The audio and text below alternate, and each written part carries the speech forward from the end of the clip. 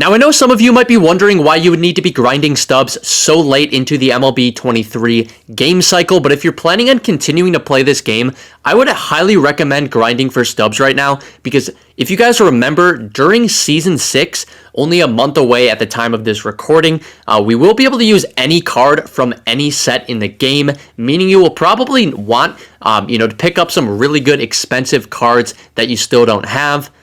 So in this video, I want to go over a good way of making a lot of stubs right now, including showing you guys how many stubs I have made from what I'm about to show you. And as always, make sure you guys do hit that like and subscribe button.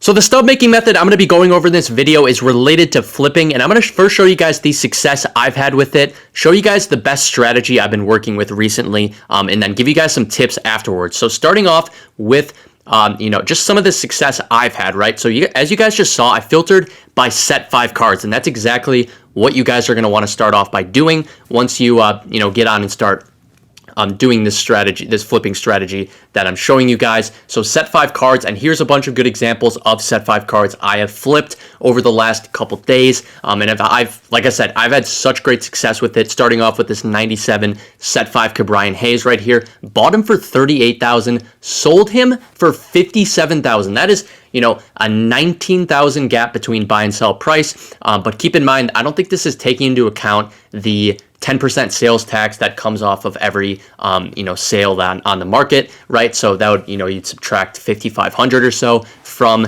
that 57,000, but that's still a crap ton. That's what, like 14,000 stubs still, right? Something like that. Riley Green is another really good one that I've flipped. Bought him for 40,000, sold him for 54,000. 14, about almost 15,000 difference there between buy and sell prices, and then minus the sales tax, but still really good margins on that Riley Green card. Ian Happ, another good one. And you get all these cards I'm showing you guys right now, though, are set 5 cards, except some of the, like Kerry Wood's not. Those are some set 4 ones I was flipping earlier, but set 5 is the move. I really think set 5 is the move. As you guys can see, the results have been paying off for me right here. I'm getting probably anywhere from, I would say, at 7 to 15,000 or something like that per flip. So really good, and they're going through probably quicker than any other cards in the game. Well, not every other card in the game, but most cards in the game, these set 5 cards will be going through the quickest. So just the best in my opinion, really good margins, and like I said, they're going through fairly quickly. But now moving on to some tips I would give you guys just to have the most success with this flipping strategy. And like I said in the very beginning, you want to be filtered only by set 5 cards. Once you do that, I would highly recommend, obviously you want to be looking for cards that have big margins between the buy now and the sell now price.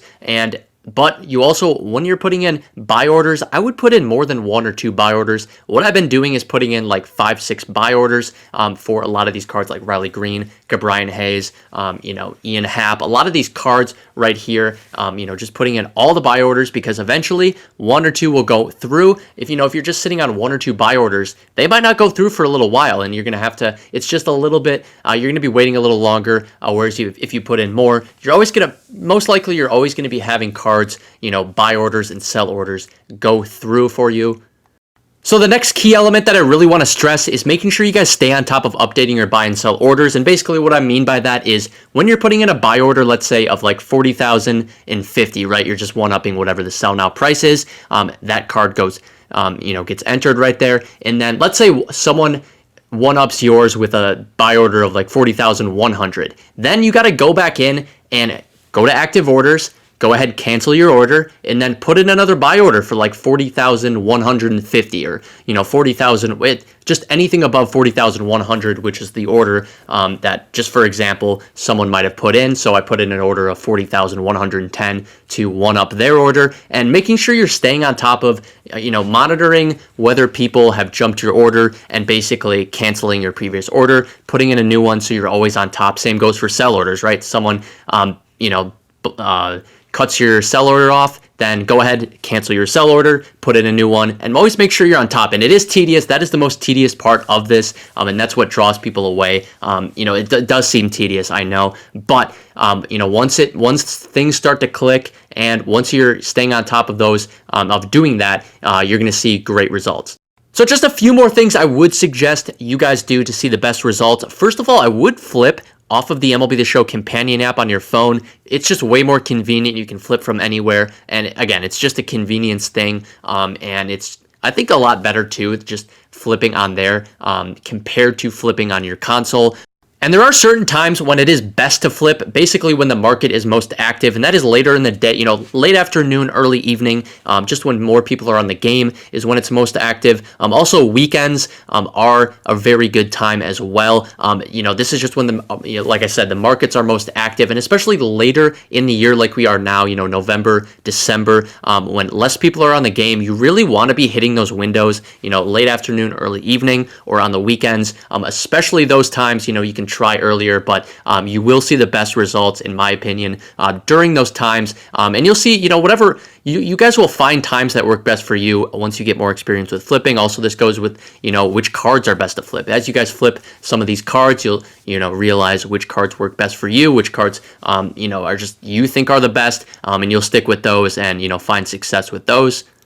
And this flipping method that I just showed you guys might be a little tedious for some of you. You know, you might give up, but I promise you that if you get experience with this, if you do this, you're going to see some great results. You're going to get a lot of stubs. I just think it's the best and easiest way to be making a lot of stubs in the game right now.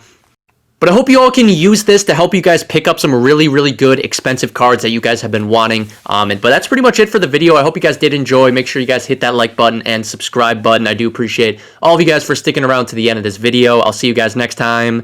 Peace.